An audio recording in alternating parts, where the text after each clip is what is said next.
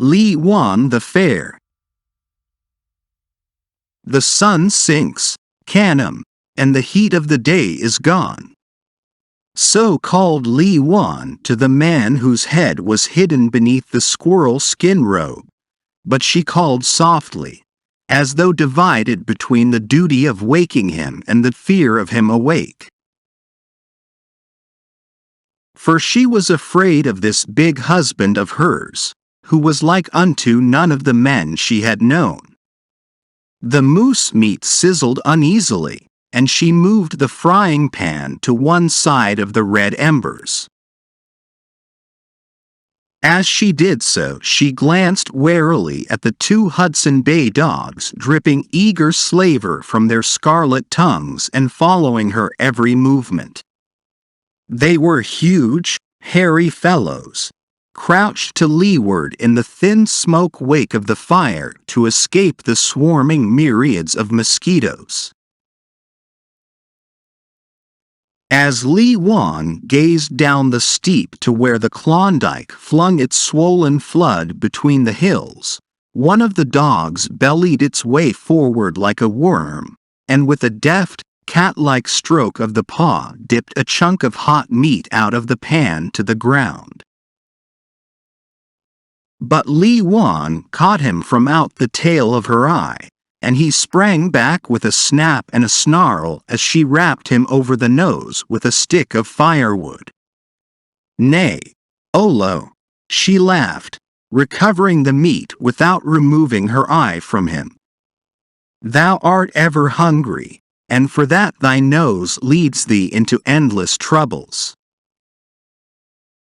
But the mate of Olo joined him, and together they defied the woman. The hair on their backs and shoulders bristled in recurrent waves of anger, and the thin lips writhed and lifted into ugly wrinkles, exposing the flesh-tearing fangs, cruel and menacing.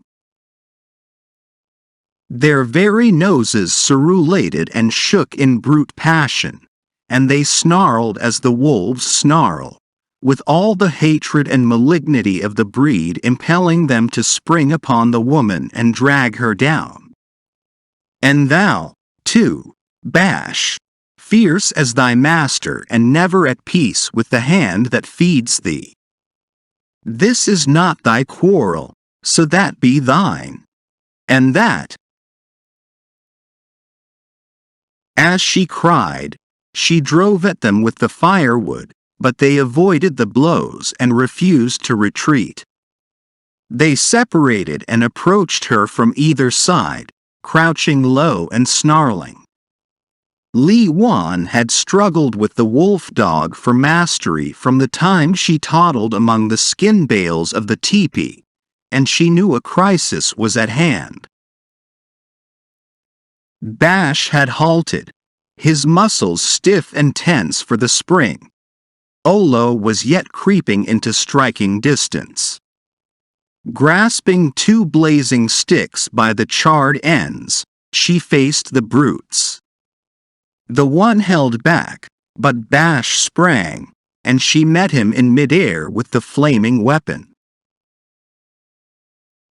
There were sharp yelps of pain and swift odors of burning hair and flesh as he rolled in the dirt and the woman ground the fiery embers into his mouth. Snapping wildly, he flung himself sidewise out of her reach and in a frenzy of fear scrambled for safety. Olo, on the other side, had begun his retreat, when Li Wan reminded him of her primacy by hurling a heavy stick of wood into his ribs. Then the pair retreated under a rain of firewood, and on the edge of the camp fell to licking their wounds and whimpering by turns and snarling. Li Wan blew the ashes off the meat and sat down again. Her heart had not gone up a beat, and the incident was already old, for this was the routine of life. Canim had not stirred during the disorder, but instead had set up a lusty snoring. "Come, Canim," she called. The heat of the day is gone, and the trail waits for our feet. The squirrel skin robe was agitated and cast aside by a brown arm. Then the man's eyelids fluttered and drooped again. His pack is heavy, she thought, and he is tired with the work of the morning. A mosquito stung her on the neck, and she daubed the unprotected spot with wet clay from a ball she had convenient to hand. All morning, toiling up the divide and enveloped in a cloud of the pests, the man and woman had plastered themselves with the sticky mud, which, drying in the sun, covered their faces with masks of clay. These masks, broken in divers places by the movement of the facial muscles, had constantly to be renewed, so that the deposit was irregular of depth and peculiar of aspect. Li Wan shook Canim gently but with persistence till he roused and sat up. His first glance was to the sun, and after consulting the celestial timepiece he hunched over to the fire and fell to ravenously on the meat. He was a large Indian fully 6 feet in height, deep-chested and heavy-muscled, and his eyes were keener and vested with greater mental vigor than the average of his kind. The lines of will had marked his face deeply, and this, coupled with a sternness and primitiveness, advertised a native indomitability, unswerving of purpose, and prone, when thwarted, to sullen cruelty. Tomorrow, Li Wan, we shall feast. He sucked a marrow bone clean and threw it to the dogs. We shall have flapjacks fried in bacon grease, and sugar. Which is more toothsome, flapjacks? She questioned, mouthing the word curiously. I, Canim answered with superiority, and I shall teach you new ways of cookery. Of these things I speak you are ignorant, and of many more things besides. You have lived your days in a little corner of the earth and know nothing. But he straightened himself and looked at her pridefully, I am a great traveler, and have been all places, even among the white people, and I am versed in their ways, and in the ways of many peoples. I am not a tree, born to stand in one place always and know not what there be over the next hill. For I am Canim, the canoe, made to go here and there and to journey in quest up and down the length and breadth of the world. She bowed her head humbly. It is true. I have eaten fish and meat and berries all my days and lived in a little corner of the earth. Nor did I dream the world was so large until you stole me from my people and I cooked and carried for you on the endless trails. She looked up at him suddenly. Tell me, Canim, does this trail ever end? Nay, he answered. My trail is like the world, it never ends. My trail is the world, and I have traveled it since the time my legs could carry me, and I shall travel it until I die. My father and my mother may be dead, but it is long since I looked upon them, and I do not care. My tribe is like your tribe. It stays in the one place, which is far from here, but I care not for my tribe, for I am Canim, the canoe. And must I, Li Wan, who am weary, travel always your trail until I die? You, Li Wan, are my wife, and the wife travels the husband's trail wheresoever it goes. It is the law, and were it not the law, yet would it be the law of Canim, who is lawgiver unto himself and his. She bowed her head again, for she knew no other law than that man was the master of woman. Be not in haste, Canim cautioned her, as she began to strap the meager camp outfit to her pack. The sun is yet hot, and the trail leads down and the footing is good. She dropped her work obediently and resumed her seat. Canim regarded her with speculative interest. You do not squat on your hams like other women, he remarked. No, she answered. It never came easy. It tires me, and I cannot take my rest that way. And why is it your feet point not straight before you? I do not know, save that they are unlike the feet of other women. A satisfied light crept into his eyes, but otherwise he gave no sign. Like other women, your hair is black. But have you ever noticed that it is soft and fine, softer and finer than the hair of other women? I have noticed, she answered shortly, for she was not pleased at such cold analysis of her sex deficiencies. It is a year, now, since I took you from your people, he went on, and you are nigh as shy and afraid of me as when first I looked upon you. How does this thing be? Li Wan shook her head. I am afraid of you, Canim. You are so big and strange. And further, before you looked upon me even, I was afraid of all the young men. I do not know. I cannot say. Only it seemed, somehow, as though I should not be for them, as though. He encouraged, impatient at her faltering. As though they were not my kind. Not your kind? He demanded slowly. Then what is your kind? I do not know, She shook her head in a bewildered manner.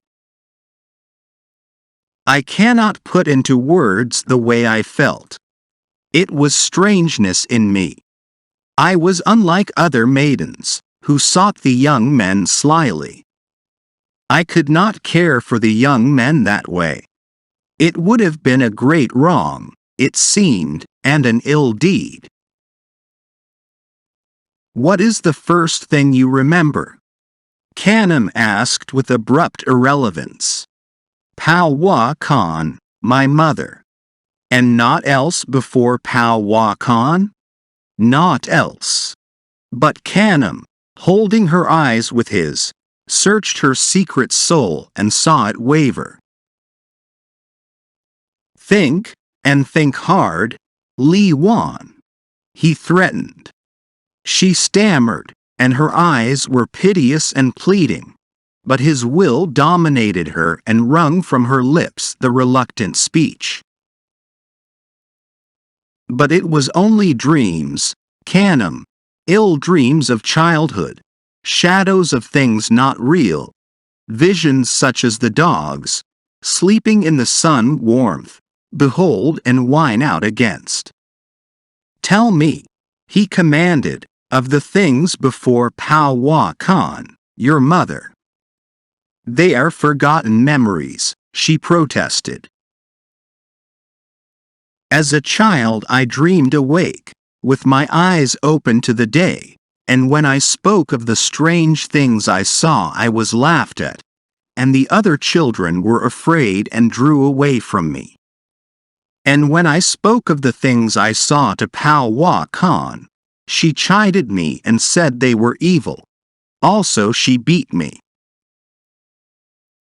It was a sickness, I believe, like the falling sickness that comes to old men. And in time I grew better and dreamed no more.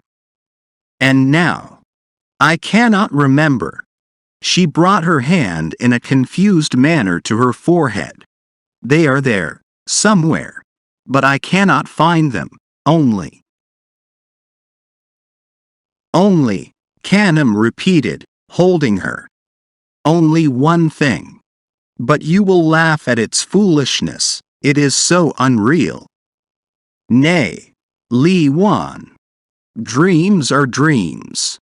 They may be memories of other lives we have lived. I was once a moose. I firmly believe I was once a moose. What of the things I have seen in dreams and heard? Strive as he would to hide it, a growing anxiety was manifest, but Li Wan, groping after the words with which to paint the picture, took no heed. I see a snow-tramped space among the trees, she began, and across the snow the sign of a man where he has dragged himself heavily on hand and knee. And I see, too, the man in the snow, and it seems I am very close to him when I look. He is unlike real men, for he has hair on his face, much hair, and the hair of his face and head is yellow like the summer coat of the weasel. His eyes are closed, but they open and search about. They are blue like the sky, and look into mine and search no more. And his hand moves, slow, as from weakness, and I feel. Canim whispered hoarsely. You feel? No. No. She cried in haste. I feel nothing. Did I say, feel? I did not mean it. It could not be that I should mean it. I see, and I see only, and that is all I see. A man in the snow, with eyes like the sky, and hair like the weasel. I have seen it many times, and always it is the same, a man in the snow. And do you see yourself? He asked, leaning forward and regarding her intently. Do you ever see yourself and the man in the snow? Why should I see myself? Am I not real? His muscles relaxed and he sank back, an exultant satisfaction in his eyes which he turned from her so that she might not see. I will tell you, Li Wan. He spoke decisively.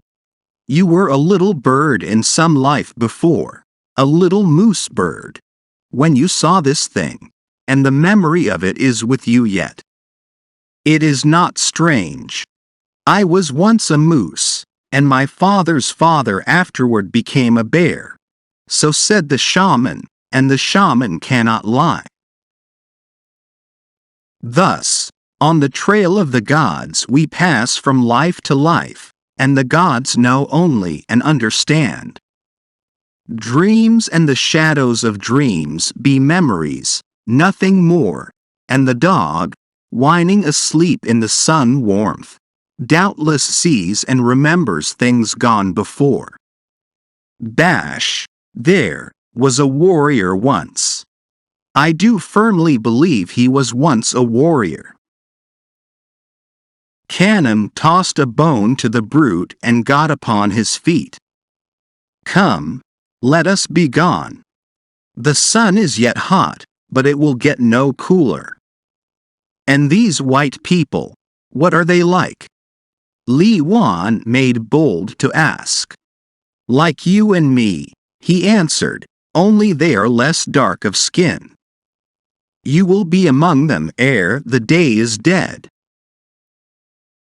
Canim lashed the sleeping robe to his 150-pound pack, smeared his face with wet clay, and sat down to rest till Li Wan had finished loading the dogs. Olo cringed at sight of the club in her hand, and gave no trouble when the bundle of 40 pounds and odd was strapped upon him.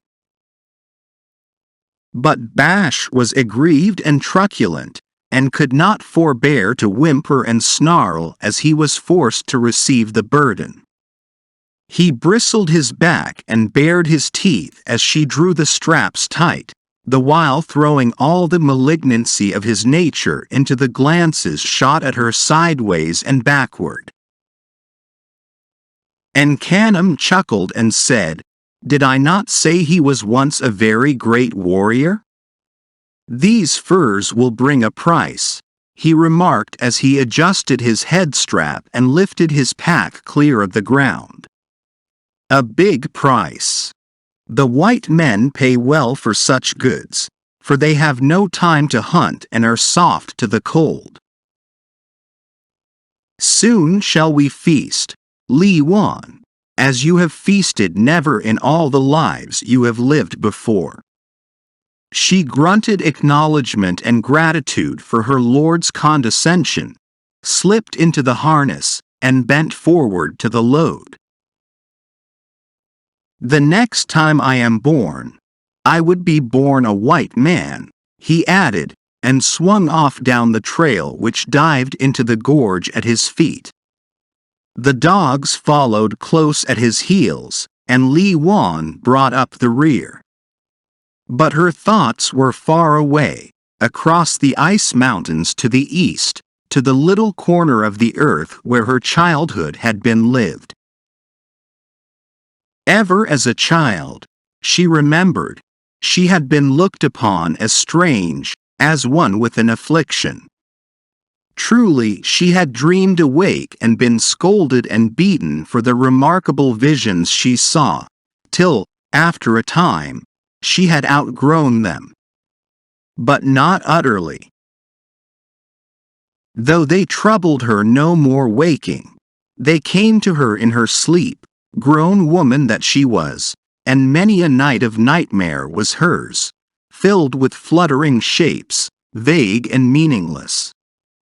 The talk with Canim had excited her, and down all the twisted slant of the divide she harked back to the mocking fantasies of her dreams. "Let us take breath," Canim said, when they had tapped midway the bed of the main creek. He rested his pack on a jutting rock, slipped the head strap, and sat down.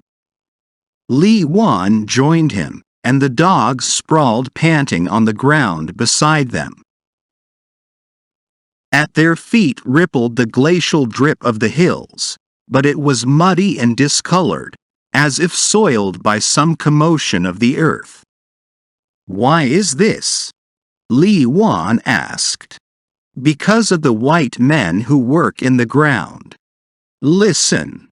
He held up his hand, and they heard the ring of pick and shovel, and the sound of men's voices. "They are made mad by gold, and work without ceasing that they may find it." "Gold? It is yellow and comes from the ground, and is considered of great value. It is also a measure of price." But Li Wan's roving eyes had called her attention from him. A few yards below and partly screened by a clump of young spruce, the tiered logs of a cabin rose to meet its overhanging roof of dirt. A thrill ran through her, and all her dream phantoms roused up and stirred about uneasily. "Canim," she whispered in an agony of apprehension. "Canim, what is that?" "The white man's teepee, in which he eats and sleeps." She eyed it wistfully, grasping its virtues at a glance and thrilling again at the unaccountable sensations it aroused. "It must be very warm in time of frost," she said aloud, though she felt that she must make strange sounds with her lips. She felt impelled to utter them, but did not, and the next instant Canim said, "It is called a cabin." Her heart gave a great leap. The sounds! The very sounds! She looked about her in sudden awe. How should she know that strange word before ever she heard it? What could be the matter? And then with a shock, half of fear and half of delight, she realized that for the first time in her life there had been sanity and significance in the promptings of her dreams. Cabin, she repeated to herself. Cabin. An incoherent flood of dream stuff welled up and up till her head was dizzy and her heart seemed bursting. Shadows, and looming bulks of things, and unintelligible associations fluttered and whirled about, and she strove vainly with her consciousness to grasp and hold them. For she felt that there, in that welter of memories, was the key of the mystery. Could she but grasp and hold it, all would be clear and plain. O Canim!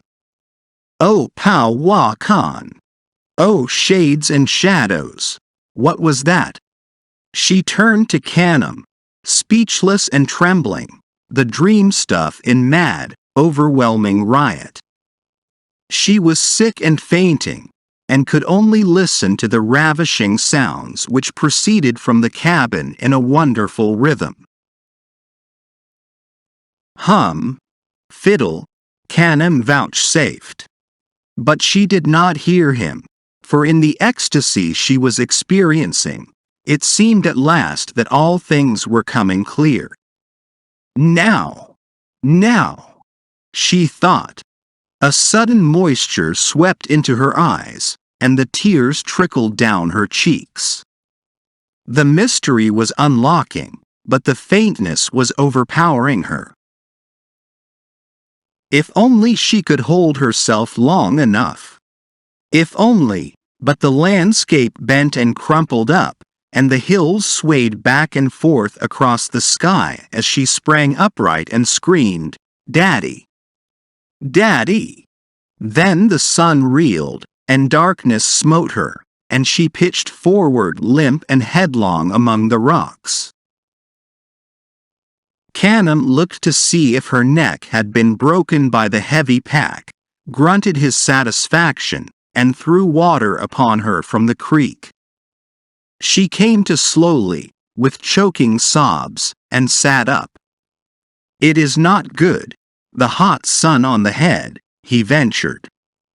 And she answered, "No, it is not good, and the pack bore upon me hard." "We shall camp early, so that you may sleep long and win strength," he said gently. "And if we go now, we shall be the quicker to bed." Li Wan said nothing, but tottered to her feet in obedience and stirred up the dogs. She took the swing of his pace mechanically, and followed him past the cabin, scarce daring to breathe. But no sounds issued forth, though the door was open and smoke curling upward from the sheet-iron stovepipe. They came upon a man in the bend of the creek, white of skin and blue of eye, and for a moment Li Wan saw the other man in the snow. But she saw dimly, for she was weak and tired from what she had undergone. Still, she looked at him curiously, and stopped with Canim to watch him at his work. He was washing gravel in a large pan, with a circular, tilting movement, and as they looked, giving a deft flirt, he flashed up the yellow gold in a broad streak across the bottom of the pan.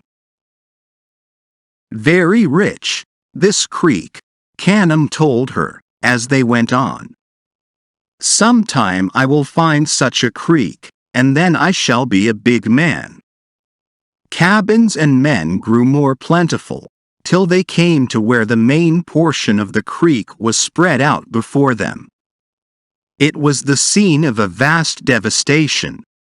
Everywhere the earth was torn and rent as though by a Titan's struggles.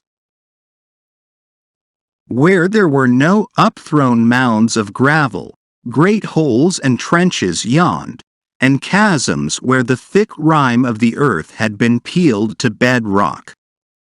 There was no worn channel for the creek, and its waters, dammed up, diverted, flying through the air on giddy flumes, trickling into sinks and low places, and raised by huge water wheels, were used and used again 1,000 times.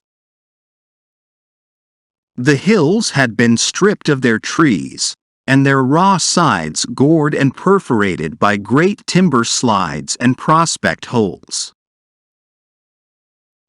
And over all, like a monstrous race of ants, was flung an army of men, mud-covered, dirty, disheveled men, who crawled in and out of the holes of their digging, crept like big bugs along the flumes, and toiled and sweated at the gravel heaps which they kept in constant unrest, men, as far as the eye could see, even to the rims of the hilltops, digging, tearing, and scouring the face of nature. Li Wan was appalled at the tremendous upheaval. "Truly, these men are mad," she said to Canim. "Small wonder. The gold they dig after is a great thing," he replied. "It is the greatest thing in the world." For hours they threaded the chaos of greed, Canim eagerly intent, Li Wan weak and listless.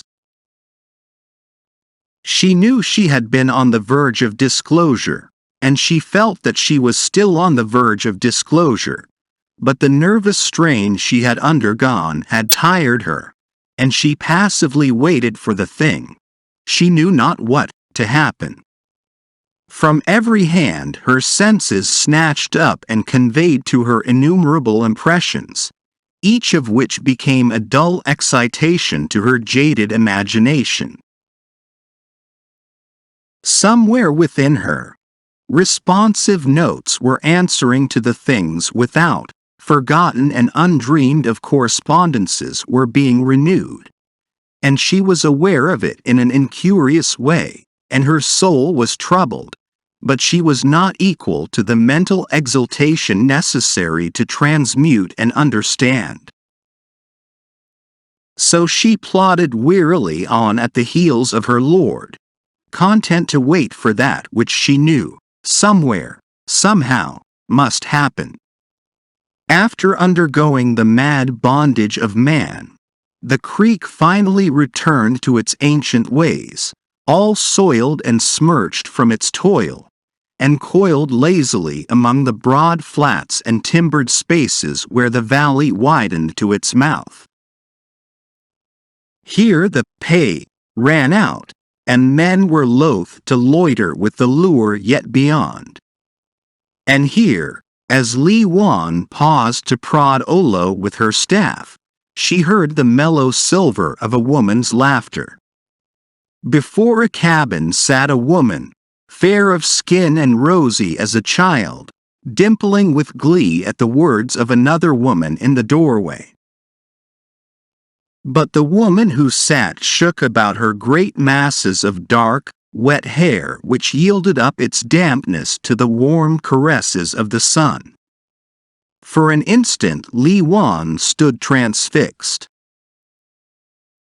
Then she was aware of a blinding flash, and a snap, as though something gave way, and the woman before the cabin vanished, and the cabin and the tall spruce timber, and the jagged skyline, and Li Wan saw another woman, in the shine of another sun, brushing great masses of black hair, and singing as she brushed. And Li Wan heard the words of the song, and understood, and was a child again. She was smitten with a vision, wherein all the troublesome dreams merged and became one, and shapes and shadows took up their accustomed round, and all was clear and plain and real. Many pictures jostled past, strange scenes, and trees, and flowers, and people, and she saw them and knew them all. "When you were a little bird, a little moose bird," Canim said, his eyes upon her and burning into her. "When I was a little moose bird," she whispered, so faint and low he scarcely heard.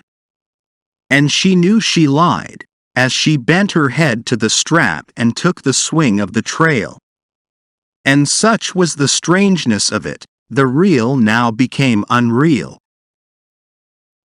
The mile tramp and the pitching of camp by the edge of the stream seemed like a passage in a nightmare.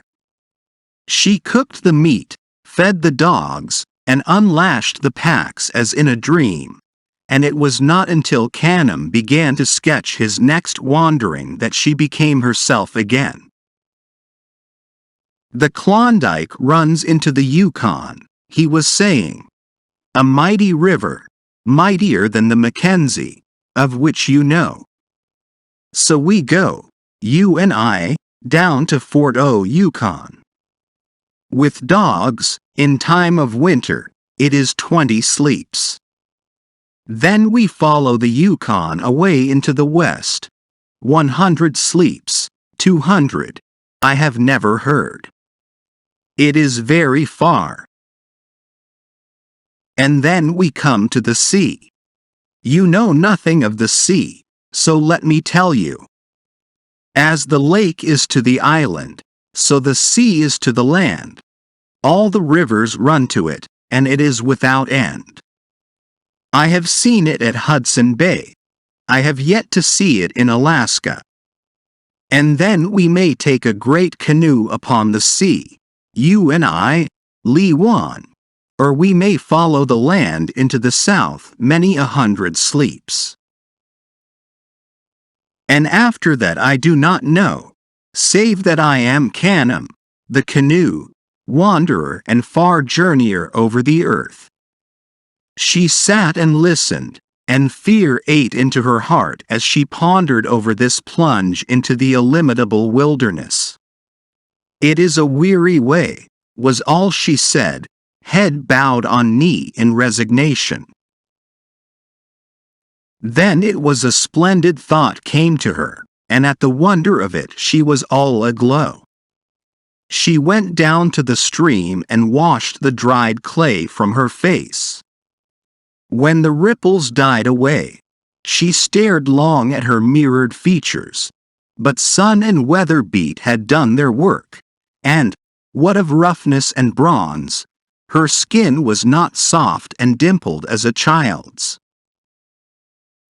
But the thought was still splendid and the glow unabated as she crept in beside her husband under the sleeping robe.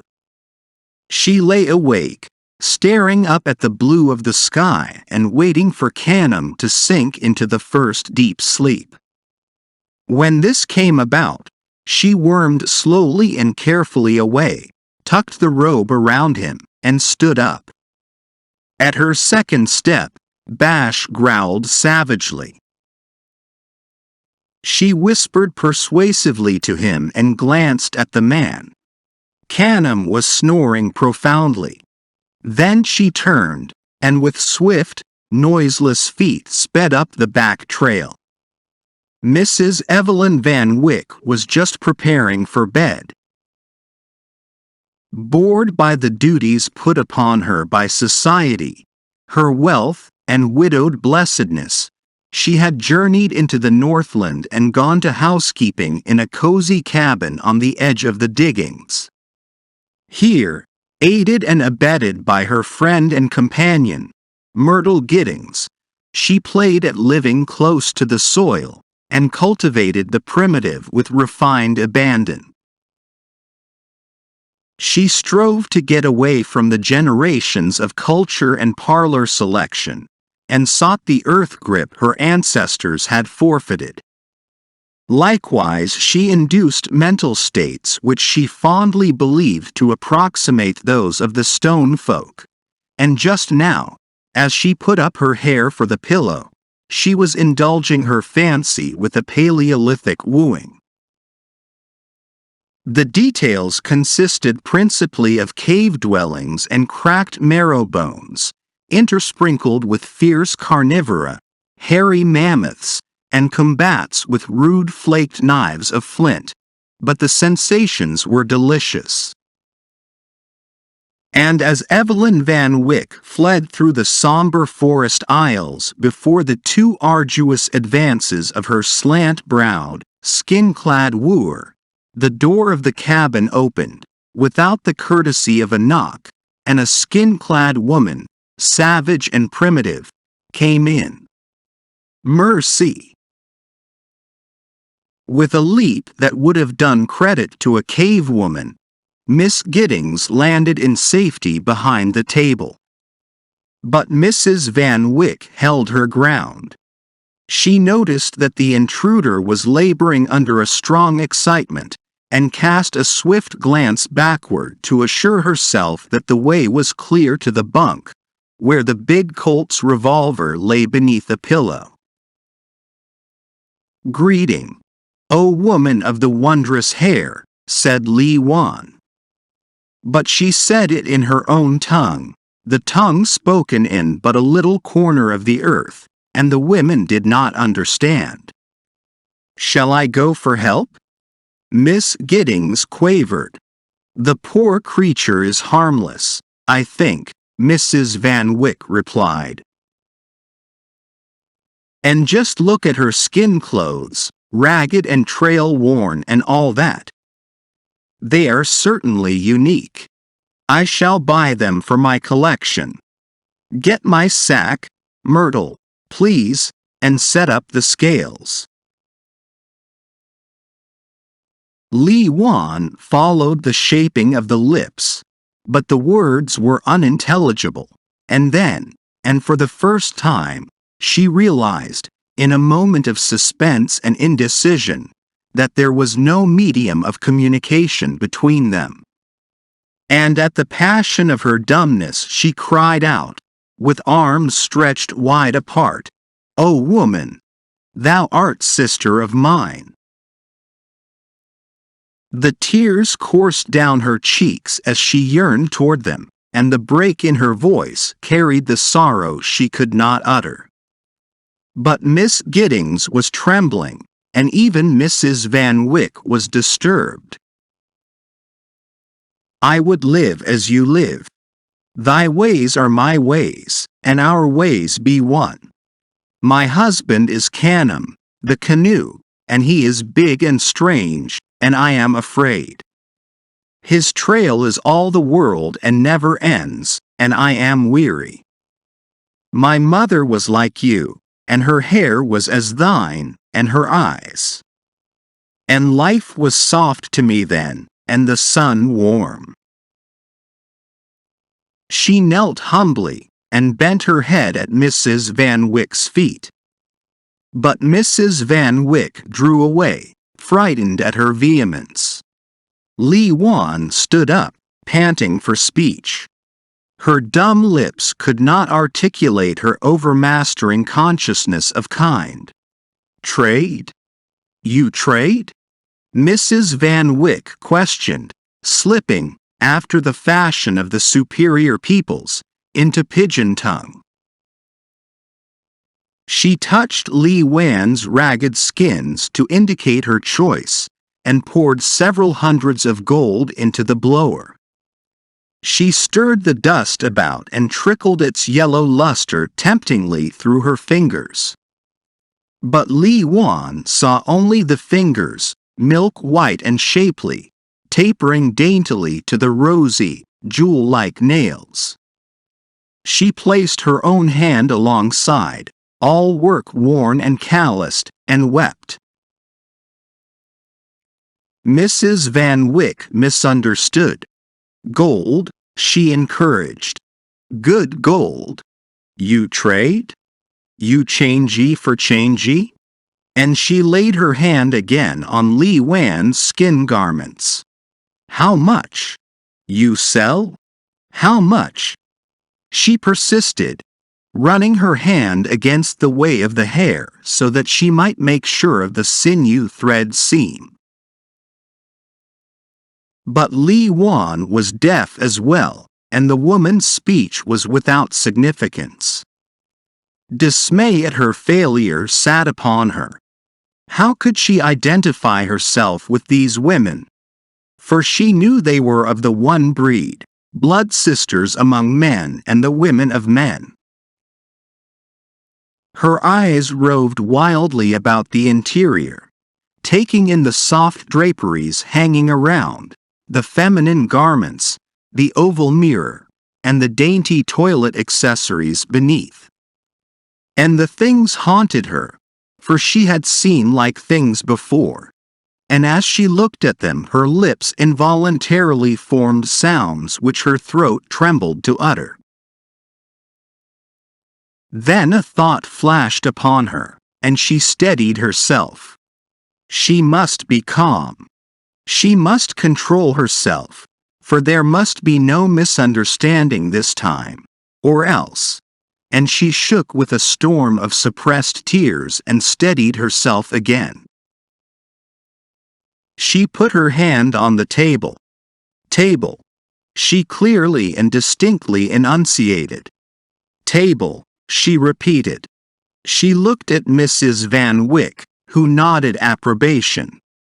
Li Wan exulted, but brought her will to bear and held herself steady. Stove, she went on. Stove. And at every nod of Mrs. Van Wyck, Li Wan's excitement mounted. Now stumbling and halting, and again in feverish haste, as the recrudescence of forgotten words was fast or slow, she moved about the cabin, naming article after article. And when she paused finally, it was in triumph, with body erect and head thrown back, expectant, waiting. Cat. Mrs. Van Wyck, laughing, spelled out in kindergarten fashion. I see the cat catch the rat. Li Wan nodded her head seriously. They were beginning to understand her at last, these women. The blood flushed darkly under her bronze at the thought, and she smiled and nodded her head still more vigorously. Mrs. Van Wyck turned to her companion. Received a smattering of mission education somewhere, I fancy, and has come to show it off. Of course, Miss Giddings tittered. Little fool. We shall lose our sleep with her vanity. All the same, I want that jacket. If it is old, the workmanship is good, a most excellent specimen. She returned to her visitor. Changey for changey? You. Changey for changey? How much? How much? You. Perhaps she'd prefer a dress or something, Miss Giddings suggested. Mrs. Van Wyck went up to Li Wan and made signs that she would exchange her wrapper for the jacket. And to further the transaction, she took Li Wan's hand and placed it amid the lace and ribbons of the flowing bosom, and rubbed the fingers back and forth so they might feel the texture. But the jeweled butterfly which loosely held the fold in place was insecurely fastened, and the front of the gown slipped to the side, exposing a firm white breast, which had never known the lip clasp of a child. Mrs. Van Wyck coolly repaired the mischief, but Li Wan uttered a loud cry, and ripped and tore at her skin shirt till her own breast showed firm and white as Evelyn Van Wyck's. Murmuring inarticulately and making swift signs, she strove to establish the kinship. A half-breed, Mrs. Van Wyck commented. I thought so from her hair. Miss Giddings made a fastidious gesture. Proud of her father's white skin. It's beastly. Do give her something, Evelyn, and make her go. But the other woman sighed. Poor creature. I wish I could do something for her. A heavy foot crunched the gravel without. Then the cabin door swung wide, and Canim stalked in. Miss Giddings saw a vision of sudden death, and screamed. But Mrs. Van Wyck faced him composedly. "What do you want?" she demanded. "How do?" Canim answered suavely and directly, pointing at the same time to Li Wan. My wife." He reached out for her, but she waved him back. "Speak, Canim. Tell them that I am daughter of Pao Wa Khan? Nay, of what is it to them that they should care? Better should I tell them thou art an ill wife, given to creeping from thy husband's bed when sleep is heavy in his eyes." Again he reached out for her, but she fled away from him to Mrs. Van Wyck, at whose feet she made frenzied appeal and whose knees she tried to clasp. But the lady stepped back and gave permission with her eyes to Canim. He gripped Li Wan under the shoulders and raised her to her feet. She fought with him, in a madness of despair, till his chest was heaving with the exertion, and they had reeled about over half the room. "Let me go, Canim," she sobbed. But he twisted her wrist till she ceased to struggle. "The memories of the little moose bird are overstrong and make trouble," he began. I know," she broke in. "I see the man in the snow, and as never before I see him crawl on hand and knee. And I, who am a little child, am carried on his back. And this is before Pao Wa Khan and the time I came to live in a little corner of the earth." "You know," he answered, forcing her toward the door. "But you will go with me down the Yukon and forget." "Never shall I forget. So long as my skin is white shall I remember." She clutched frantically at the doorpost and looked a last appeal to Mrs. Evelyn Van Wyck. "Then will I teach thee to forget, I, Canim, the canoe." As he spoke, he pulled her fingers clear and passed out with her upon the trail.